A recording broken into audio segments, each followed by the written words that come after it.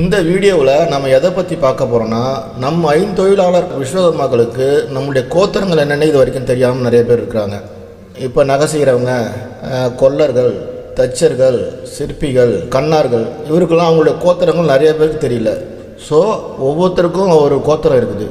அந்த கோத்திரம் என்னென்னு தான் இப்போ பார்க்க போகிறோம். நாம் விரிவாக பார்க்குறதுக்கு முன்னாடி இதுவரை ஸ்ரீ விஸ்வகர்மா சேனலை சப்ஸ்கிரைப் செய்யாதவங்க சப்ஸ்கிரைப் செய்யுங்க. பக்கத்தில் இருக்கிற பெல் ஐக்கானையும் டச் பண்ணுங்கள். அப்போ தான் நாங்கள் போடுற வீடியோ ஒவ்வொன்றும் உங்களுக்கு நோட்டிஃபிகேஷனாக வந்து காமிக்கும். வாங்க இப்போதைக்கு நம்ம வீடியோக்குள்ளே போகலாம். இந்த பூலகத்தில் வெற்றிடம் மட்டுமே இருந்தபோது தானே தோன்றியவர் விஸ்வகர்மா என்று விஸ்வகர்மா தோன்றிய விதத்தை வேதங்கள் விவரிக்கின்றது. கோத்திரங்கள் பஞ்ச கம்சலர்கள் எனவும் கம்மாள்கள் எனவும் விஸ்வகர்மா பெருமக்கள் எனவும் அழைக்கப்படுகின்ற நம் குலத்தினருக்கு 5 வீத கோத்திரங்கள் உள்ளது. இன்று பலருக்கும் நம் கோத்திரம் தெரியாது. தங்களின் செய்யும் தொழிலை பொறுத்து தங்களின் கோத்திரத்தை அவரவர்கள் தெரிந்து கொள்ளலாம். விஸ்வகர்மானுக்கு 5 புத்திரர்கள். அவங்க மனு, மயன், தவஸ்டா, சில்பி, விஸ்வஞ்சர். ஸோ 5 புத்திரர்கள். முதல்ல மனுவின் வழித்தோன்றர்கள், அதாவது இரும்பு தொடர்பான வேலையில் ஈடுபடும் கலைஞர்கள் சானக ரிஷி கோத்திரம். இவங்களுக்கு ரிக்வேதம். என்ன கோத்திரம்? சானக ரிஷி கோத்திரம். நம்ம கோயிலுக்கெல்லாம் போனால் கேட்பாங்க அர்ச்சனை பண்ணும்போது, நீங்கள் என்ன கோத்திரம் அப்படின்ட்டு.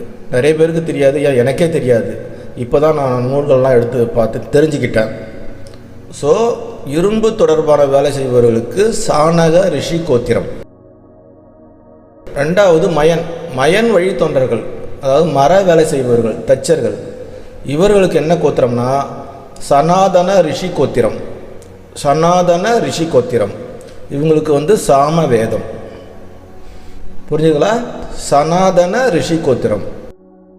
மூன்றாவது தவஸ்டா வழித்தோன்றர்கள், அதாவது உலோகத்தில் கை தேர்ந்த கலைஞர்கள், பாத்திரங்கள், ஐம்பொன் சிலைகள் செய்பவர்கள். இவர்களுக்கான கோத்திரம் அபுவனஷ ரிஷி கோத்திரம். அபுவனஷ ரிஷி கோத்திரம். இவர்களுக்கான வேதம் யஜூர் வேதம். நான்காவது சில்பி வழித்தோன்றல்கள், அதாவது கல்லில் கலைவண்ணம் காண்பவர்களுக்கு. கோயிலில் கல்லில் சிற்பம் பண்ணுறாங்க இல்லையா, அவர்களுக்கான கோத்திரம் பிரத்னஷ ரிஷி கோத்திரம். பிரத்னஷ ரிஷி கோத்திரம். இவர்களுக்கான வேதம் அதர்வ வேதம். ஐந்தாவது விஸ்வஞ்சர் வழித்தோன்றர்கள், அதாவது தங்க நகை செய்பவர்கள், தட்டார், பத்தர் அப்படின்னு சொல்லுவாங்க. இவர்களுக்கான கோத்திரம் சுபர்ணஷ ரிஷி கோத்திரம். சுபர்ணஷ ரிஷி கோத்திரம். இவங்களுடைய வேதம் பிரணவ வேதம். புரியுதுங்களா? இனிமேல் உங்கள் கோத்திரம் என்ன என்று யாரு கேட்டாலும் சரியான கோத்திரத்தை சொல்லுங்கள். நன்றி, வணக்கம். இந்த வீடியோ உங்களுக்கு பிடிச்சிருக்குன்னு நினைக்கிறேன். பிடிச்சிருந்ததுன்னா லைக் பண்ணுங்க, ஷேர் பண்ணுங்க, கமெண்ட் பண்ணுங்க, மறக்காம சப்ஸ்கிரைப் பண்ணுங்க.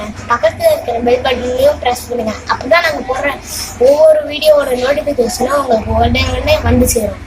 பாய்.